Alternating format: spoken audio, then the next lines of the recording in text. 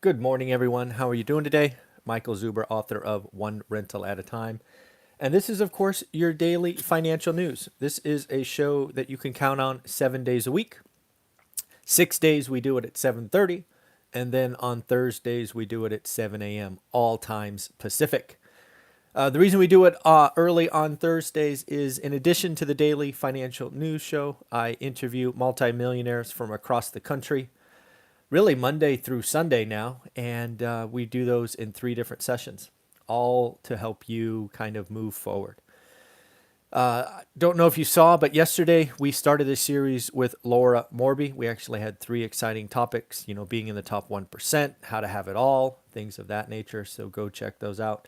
And then again, I know a lot of people don't watch the content on Sunday, but I did my goals video, and it was a fantastic week for one rental at a time. It was not our highest positive impact score. That went back several weeks when 8 of our students did deals.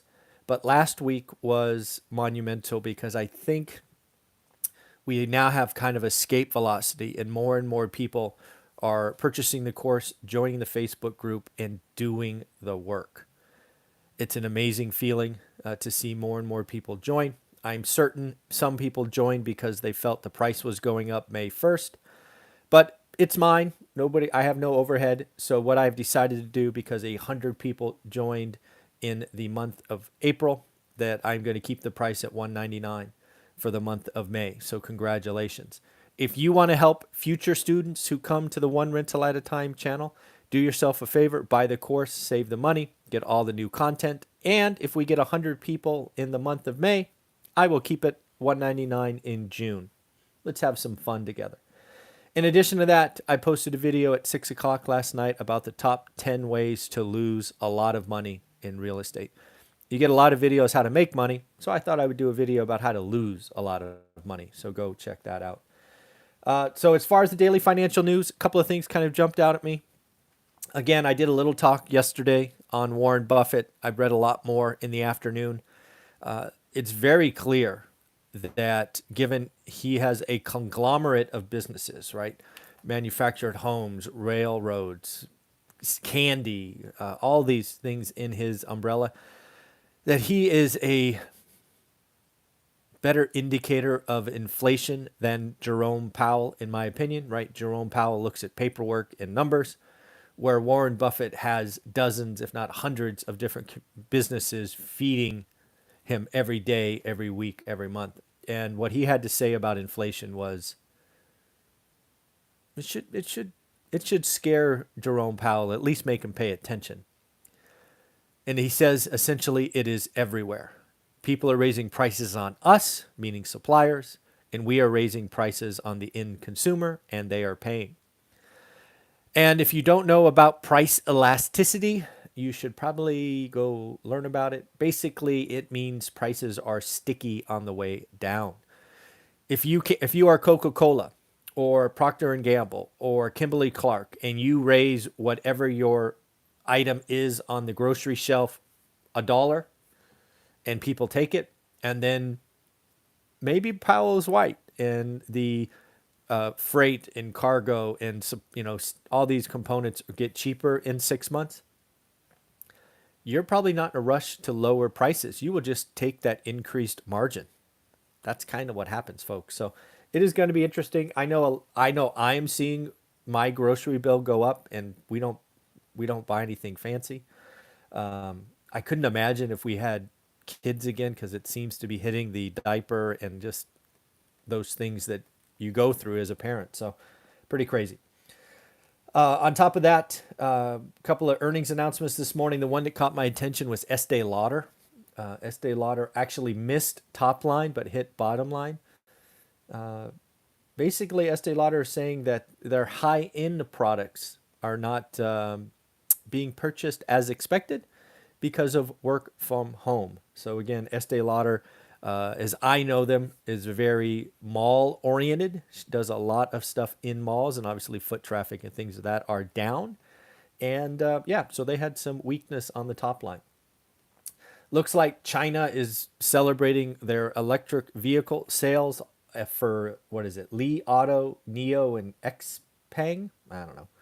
I don't know why anybody believes those numbers. I mean, anything that's kind of coming from that side, you've got to take with at least a grain of salt. If not, go back and look at Luckin Coffee. All right, this was their version of Starbucks, and essentially the numbers were cooked extraordinarily well. Right, they were frauds. So again, I don't know why anyone would suddenly think the accounting practices in their auto sector is better than their coffee sector, but we shall see. It's funny to see that AOL business is still running around out there. So if you don't know, Verizon still owns Yahoo and AOL business units. Looks like they're packaging that up into a media business and selling it to Apollo Group for $5 billion. That's a lot of cash. And the deal is going down 4.2 billion in cash, and they're going to keep 10% equity in this new unit. So Verizon's going to be more focused. They're going to have cash for investments. And it'll be interesting to see what Apollo has in mind for this media business, which was legacy AOL and Yahoo. Tell me if you've heard this before, but demand is outpacing supply. If you're on this channel, you're like, duh, he's talking about real estate. Well, it's true. Demand is outpacing supply. But guess what? It's also happening in new cars. We've heard about this chip issue for about 4 or 5 months now.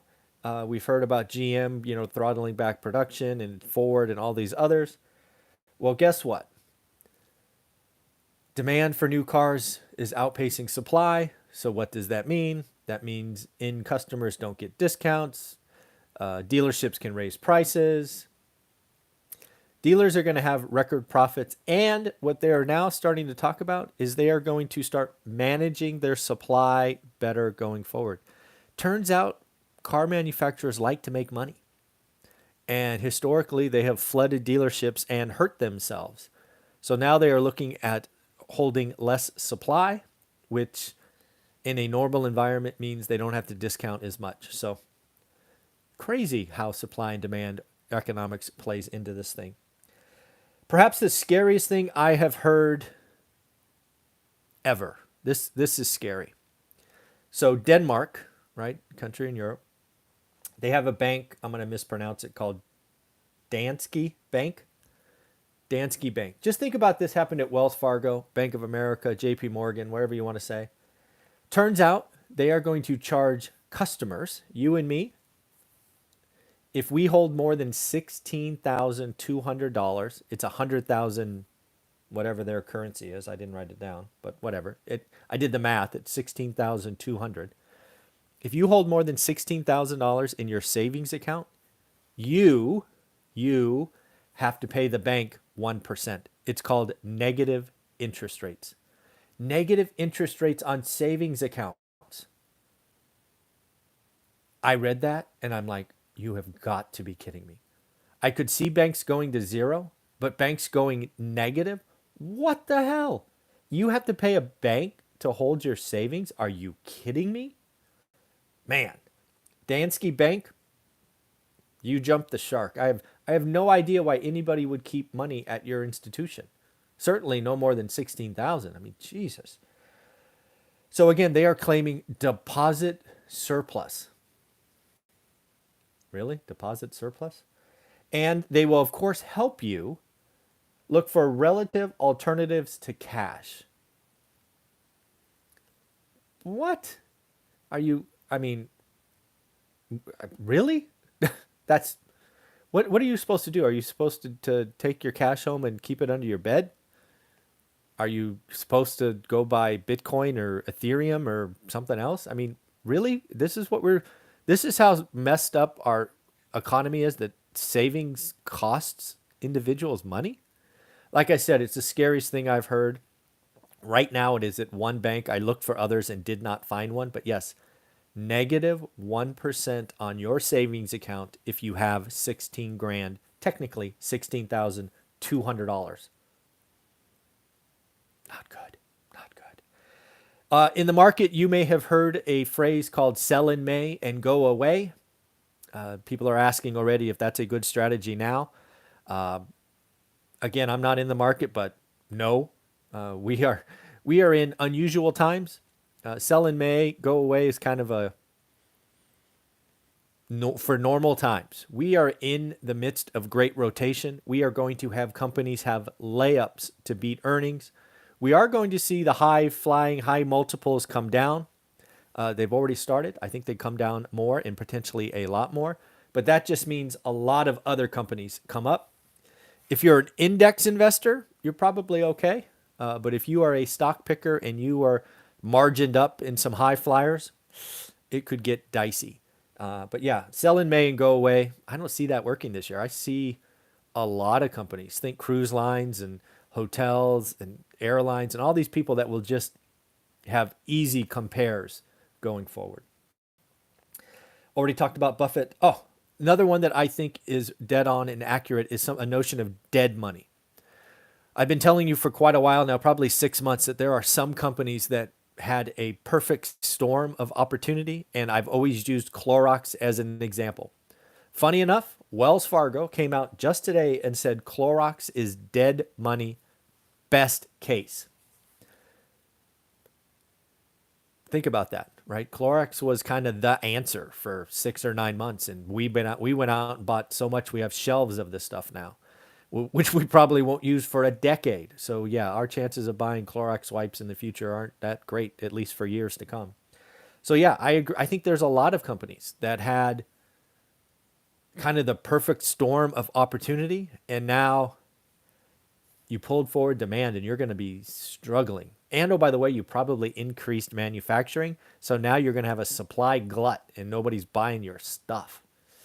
Yeah, Clorox is dead money, but Clorox is not the only example. There's a lot of companies out there that had a great 12 months that are about to have a very, very rough 12 months and probably a rough 24 months. So in the end, that's what I got for you.